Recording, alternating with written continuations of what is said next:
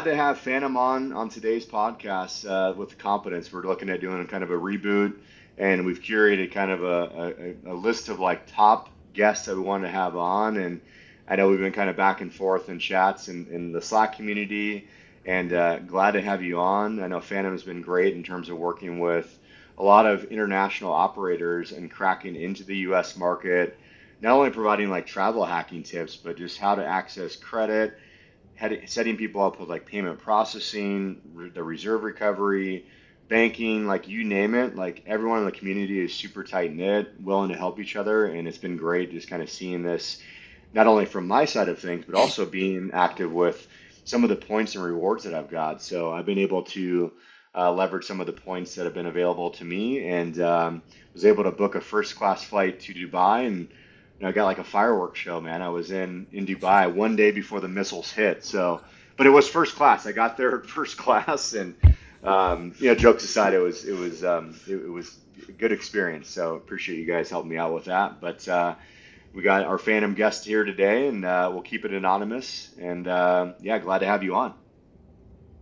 Absolutely. Yeah, happy to be here, Mike.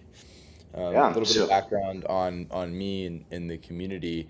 The community, I was in ecom for 6, 7 years, really since 2017. Um, got out of ecom, sold my brands, and then back in 2024, kind of was looking for connecting more with my clients and establishing a community, feeling like there were a lot of missing links when it comes to being a fully optimized global business owner.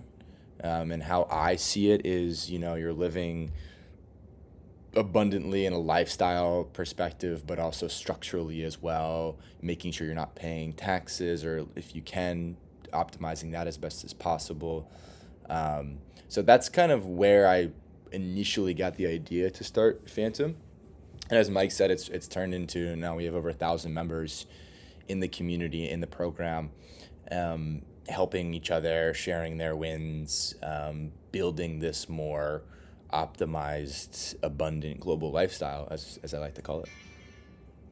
yeah, it's cool, man. I think I joined. It was actually about this time. I think last year. I think my renewal's coming up too. So Yeah.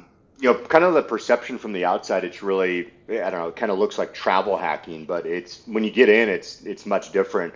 What was kind of like the main pain point that you were looking to solve kind of right away? Obviously, I think there's kind of multiple things you mentioned, like this abundant lifestyle, tax advantages. Like, was there kind of one core thing that you kind of pressed on really hard and then started to kind of go into other things, or was it kind of natural that it grew into, like, I don't know, I would say tax kind of strategy, things of that nature? Yeah, yeah. I think, yeah, at first the intention was to be more travel hacking focused because that was kind of my bread and butter. When I was running my ecom brands, I just got quite obsessed with the credit card point side of things because, you're making so many points on all the ad spend that you have.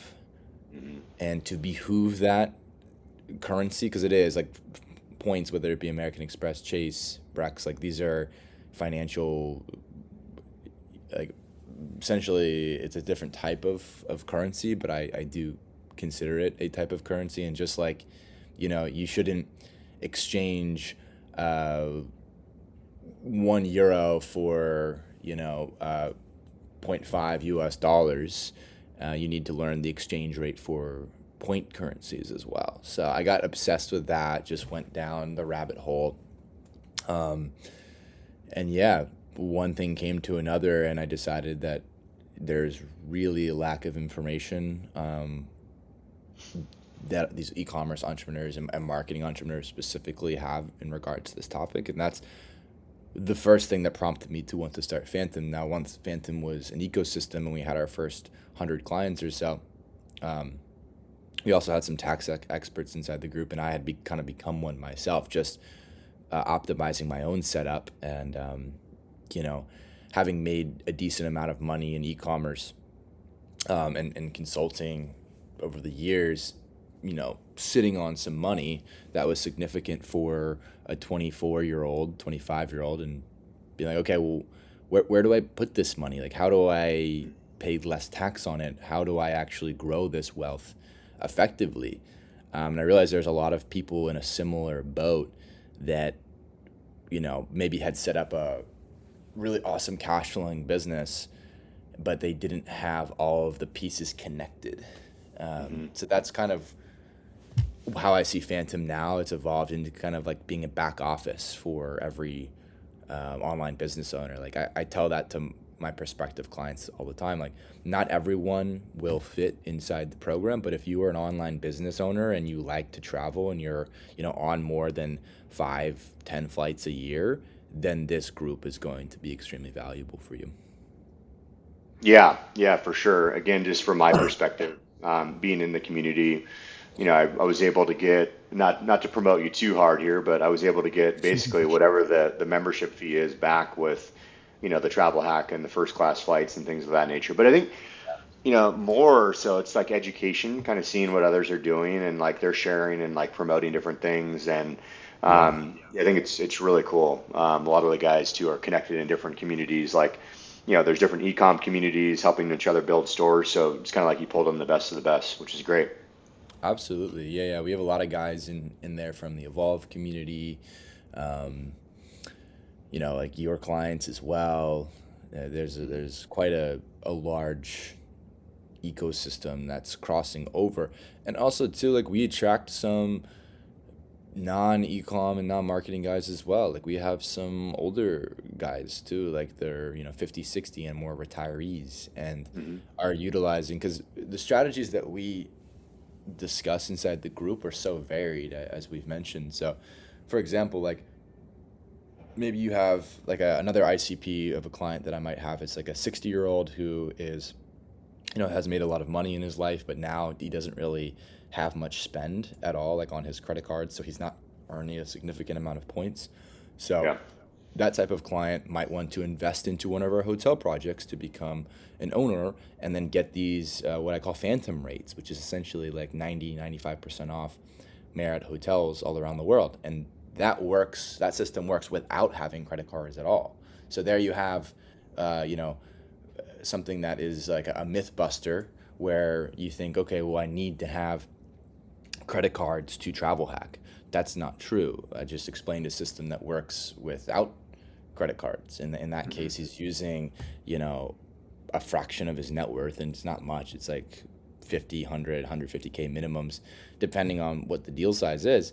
But that person is able to then, save $500 a night on average, traveling all around the world at W Hotel, St. Regis, Ritz Carlton, and sometimes even more, because these clients, I have a client that in that ICP who they were in private equity their whole life.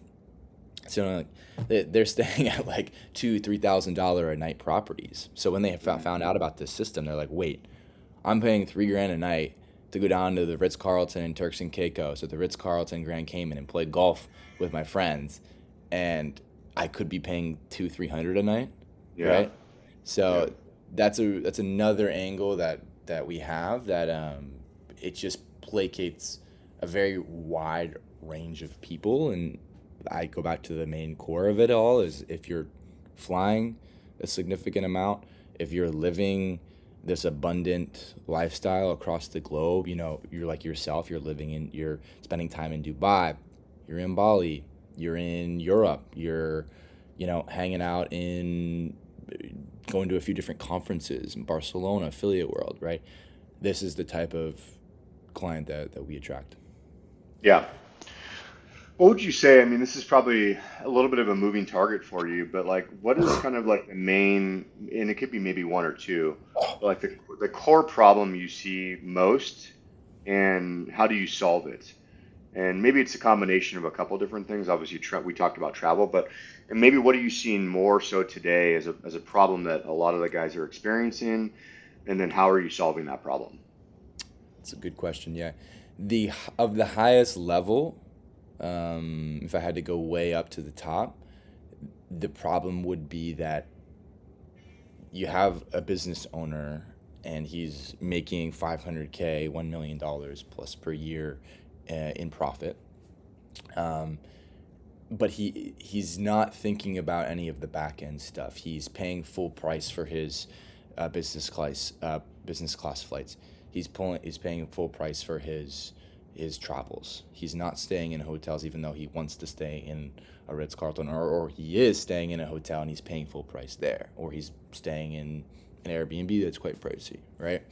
Um, this is something that I see very frequently, and there's a reason why wealthy people get wealthy. It's because they care about the details, and once they find out that, hey, there's a relatively simple way, the phantom system that I describe, that, hey, like this is the life that I live, and some of my results, I'll speak to those really quickly. Like, mm, last year, for example, I track everything, all my travels on an Excel spreadsheet, and I did $70,000 worth of business class flights. Those were 17 flights that I took last year, and I paid maybe $1,000 in taxes and fees. So pretty much free on those just because of points.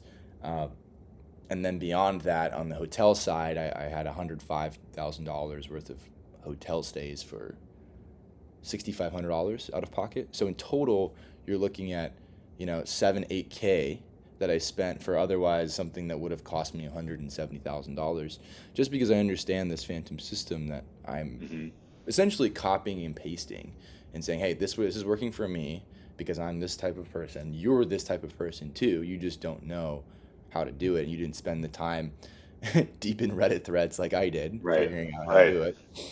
So as simply as possible, let me analyze your goalposts and let me copy what works for me and paste it onto you. So that's at the highest of level what I help with. But I mean, underneath that, there's so many different nuances because everyone does have different goalposts for how they want to live their life. But as you mentioned, I think you spoke to this earlier, introducing me. There's a crap ton of people who, are based in Europe, are based in Asia, and they're running e-commerce businesses, and they have no U.S. credit whatsoever. They're scaling Hmm. ad spend on debit cards, right? Hmm. So this has become a really big ICP for me, um, because it's not that they don't want to get a credit runway. Like, who doesn't want to have 500K credit line? And what that essentially unlocks is, extra 30 days of 500K extra in your bank account, right? Yep. Because you're using OPM, other people's money, to scale your business. That's going to allow you to scale your business bigger, faster, farther. And then also at the same beat, you're earning ad spend, or you're earning points on your ad spend that you already have anyways. So it's Hmm. kind of a double double whammy there in the sense that you're getting extra runway, but then you're also earning the points on the back end. So like that's a Yep. really big problem that we've been solving for international customers and even US customers as well. Like you'd be surprised, even though it's so accessible to American citizens, a lot of people just don't, they haven't put in the work to optimize it properly. Yeah. Yeah, for sure. I think that, I would say about 85% of my clients that are selling into the US are foreigners.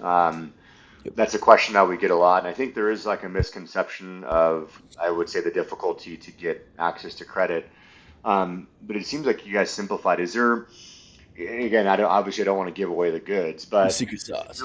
yeah, you don't want to give away the goods, but like maybe just like kind of like high level describe it. Like, the perception is that it is difficult, but it Yeah. really isn't if you break it down. And maybe there's a way that you can kind of break this down high level. Yeah. And then obviously, if you want the details, you got to get in the Phantom. So, Yeah. what is that step process, or how would you break it down? Yeah, like anything with this, the devil is in the details, but at the highest of level, how it works is, you have your US LLC in most cases, right? Most international founders have realized, all right, if I'm running an online business, I should be using a US LLC, right? For a myriad of different reasons, right? If they haven't realized that, they're probably going to realize that soon, right? Mm-hmm. And that's not across the board. I'd say about it works for 98 to 99% of people. So it's a large majority that benefit from a US LLC. There are some off cases where maybe it won't work. Um, but again, consult with Michael, consult with myself, and we'll tell you if it's a good fit for you. Um, and then underneath that US LLC, you know this because you're in the processing world, you're getting your ITIN number, Mm-hmm. right? You can't really run your US business and get proper processing and all this stuff without an ITIN number. I mean, you can do it. It's just challenging. It's cheap. It's like $500 to get set up. You get those two things set up, and you have all of the assets or materials you need Mm-hmm. to solidify yourself long term in the U.S. credit system. It's just people get those two things, and then it doesn't jump right out at them, and then they kind of lose track of it or they stop thinking about it. But that's kind of like where I come in. I teach you, okay, well, you have these two things now, your US LLC and your ITIN. How do you leverage your ITIN? Are you notifying the 3 credit bureaus in the U.S., Experian, TransUnion, Equifax, that you actually do have this ITIN? And what address is it attached to, right? Or do you have a U.S. residential address, right? And this is important for payment processing. It's important for credit building. Capital One, American Express, Chase, they're not going to extend lines of credit to you if you don't have a proper bona fide U.S. address, right? Mm-hmm. So that's another huge thing that we provide inside the community that's become quite popular. But yeah, so essentially, like, going back to the pure basics of it, if you have the ITAN number, that for all intents and purposes becomes your US credit score. As a US person, me and Michael have what's called a SSN, a social security number. Our credit score is attached to an SSN. As a foreigner, your credit score is attached to your ITN. It's the same number. It's I believe eight digits, 1, 2, 3, nine digits, I Yeah. believe. Yeah. It's a 9-digit number, just as a different name for it. Mm-hmm. But the banking system looks at it as the same type of number. So it's just a matter of knowing what to do with how you're communicating that number to the credit bureaus, how you're communicating that credit number to the different banks, right? And the biggest thing that stops people is just not lacking that knowledge of it because they didn't grow up in the U.S. They don't know the first step to take, right? Yeah. Once they have their ITM, but it does become clear very quickly what you need to do, and it's really just a matter of getting as many basic credit cards open as possible using Mm-hmm. that ITN number with as many different banks as you can. Yep. Capital One, Yep. Discover, Open Sky, First Card, Chase, Bank of America, U.S. Bank. These are all providers that have basic starter credit cards, as we like to call them. These are not credit cards that are going to earn you the 4x Amex points that are Mm-hmm. so coveted. These are credit cards that will help you step towards that process. And this process, it takes anywhere from 8 to 12 months. It's, Yeah. in the grand scheme of things, not long at all. You think Yeah. about, you're going to be running a business for the rest of your life, shaving off 8, 12 months to set these things up. And it's not a difficult process. It's just, you need to understand that it's banking. So we need to build trust. There's a certain timeline that you need to follow. But none of this stuff's hard. It's actually quite easy. You just need to follow like a rinse and repeat guide. Like, you get this Mm-hmm. card first, and you get this card next, and you wait a Yep. month, then you wait a month, right? It's like Yep. Yep. it just Yeah. The many I people. the I-10 is painful because we do entity Yeah, setups too, and we work with like a certified agent for the I-10 setup. And yeah, yeah, I mean, I think they're going 9 weeks now because it's just everyone trying to get an I-10. But if you right. do it on your own, you're like, maybe it's 14 weeks. It's like it's just laborious. It's just time. The U.S. government is not fast, so just word of Yeah, advice: start like yesterday. Start as soon as yeah. possible. That's what I would say. It's like yesterday. Yeah, So, yep. yeah. And then like these are things like the ITIN, the LLC. Like, these are things once you get them, like you have them. Yeah, sure. You have Hmm. to make sure you're renewing them properly. Like the ITIN after 3 months, or rather 3 years. You do need to renew it, but that's an easy process. You don't need to pay anything more to renew it. You just, click a few buttons and then it's renewed. Um, Hmm. and then same with an LLC. Like, every year, you need to make sure you're doing a simple filing as a foreigner for owning an LLC. Hmm. It's Once you're in the U.S. system, it's the easiest system to exist in, Hmm. which is one of the main core uh, reasons why earlier I said a US LLC structure is going to be a good fit for 98, 99% of online business owners, because it's just And you compare it to like Hong Kong or Switzerland or Singapore, or like, it's just, you've seen it too, Mike. It's just so easy to operate and own in a US LLC from like a compliance and a Hmm. tax and Right. an efficiency standpoint as well. Like, think about the integration of that business entity with different online service providers, right? Like Hmm. Shopify Payments, banking platforms, Slash, Mercury, Relay, Hmm. Wise, um, even like paying suppliers via international wire transfers, or, paying your freelancers. Everything just becomes so much easier when you have that US LLC as your business entity, as your revenue capture device, or your account where your revenue is going. Um, and then there's a little tweaks that you can make on the back end to make your life even better because you Hmm. have these assets, right? Yeah. The credit, the Yep. free travel, all that stuff. Yeah. Yeah, we have, well, our co-founder, he's based in Germany, and we were like looking at it. My accountant was looking at this too when we were initially starting our US operations. And he's like, yeah, I don't think you should even just be involved in that for paperwork wise. Like, just keep it separate. Like, Europe has their own thing. So, yeah, US is just way easier, more tax efficient. There's just creative things that you can do. So, Yeah. yeah, no, definitely good high level stuff. And yeah, like what I say, I think it's like, it's the timeline. It's a little bit intimidating when you think it's going to take 8 to 12 months, but in the reality of things, to access the credit, it's not that much, not that long, right? So, No, not bad at all. no, it's actually like quite of a blessing if you ask me. I mean, it's like someone with absolutely no history, whatever, in the U.S. financial system. They come in like a ghost, and the Right. fact that in 8 to 12 months you could be getting like, hundreds of thousands of dollars in loans, even millions of dollars in loans, depending Yep. how your balances, your bank account balances are. Like, it's pretty crazy that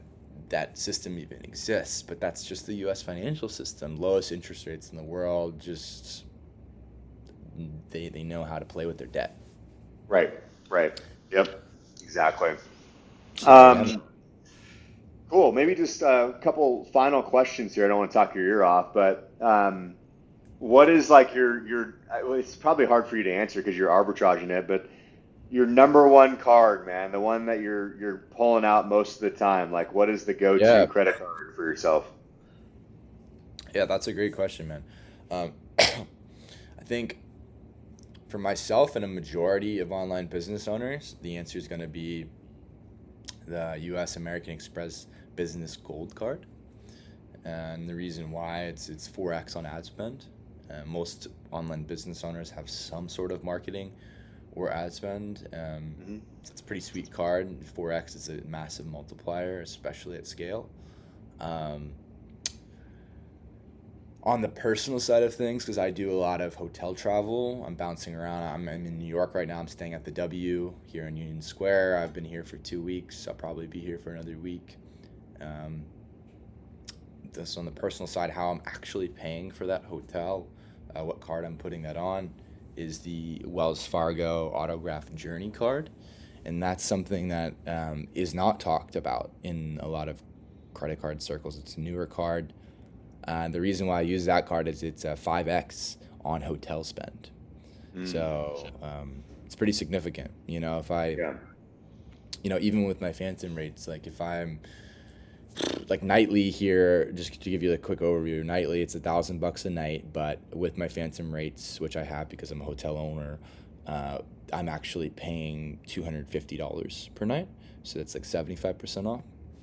So 250 times, let's say 14 nights. So that's, I'm still paying $3,500 out of pocket, but with the point earning on my credit card on that back end times five, um, what is that? 3,500 times five.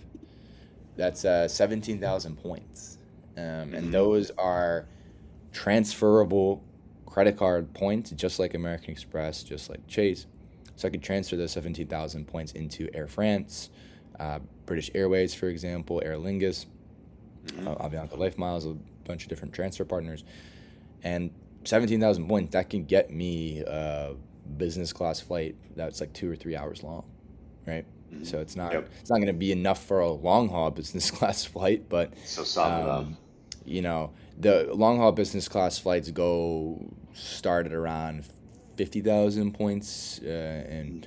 typically around like 80 to 90,000 points on average. Long haul Yeah. business class flights, if you're getting the right redemption. So, I mean, do the math. Like, I have 3 or 4 of these types of stays.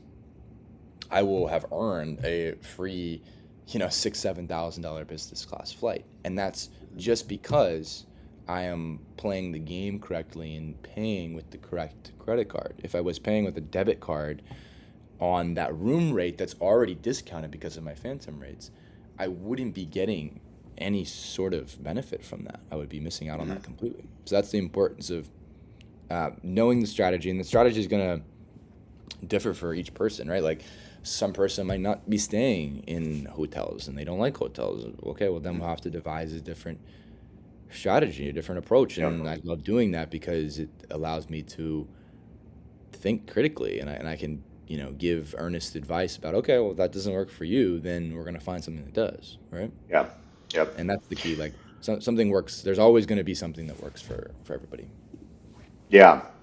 Yeah. It was like it's just kind of my story, man. I thought I was like a guru with my Hilton like 5X thing because I was always staying at Hilton stuff, and you're like, dude, that Yeah. card's a joke, man. Like Hilton points are inflated.